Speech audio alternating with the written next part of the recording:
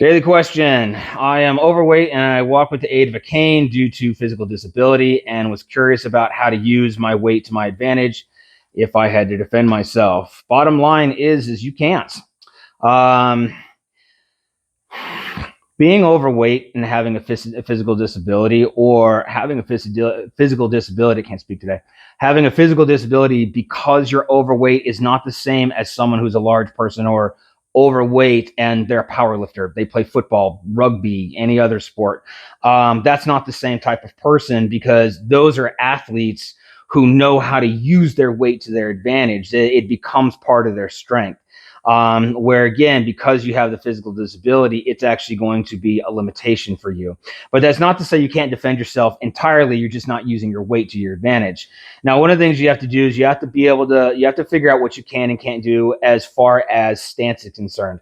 So, and I know I'm kind of just, mid shot here, but if you can take a step back, so you got one foot in front of the other and your feet are about shoulder width apart, and let's just say my cane is in my right hand, that becomes a pillar. That becomes a post that you're putting some weight on. Okay, so I'm digging in, and now I basically have a 3-point stance. Well, now I got to use this hand to defend myself.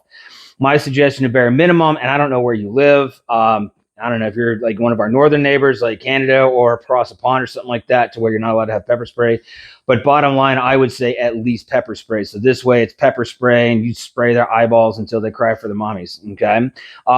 A lot of this really would kind of be based off of, I would need you to come to me and I would have to see what you can and can't do. And I would honestly have to build I would have to build like a self-defense plan for you depending on different scenarios. And then I would have to try to mold it to different scenarios. But that's something that you can start with.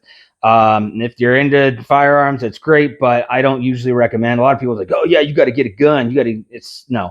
If you're not willing to invest in the money, you're not willing to invest in the holsters, the training, and going to the range on a weekly basis, and putting at least 200 rounds down range, then don't get a firearm. But pepper spray, you can get Saber pepper spray. Still can't speak, sorry. And you go on Amazon, and what you're looking for is the pepper spray. It has the black and the blue. The black is your pepper spray. The blue is your water trainer, and that's what you're going to practice with. It comes with a little target, so you can just put it on the wall, kind of like I have my dry fire target over there, and you just spray that thing as it says, and it has a little video that you can watch as well, so this way you can practice that.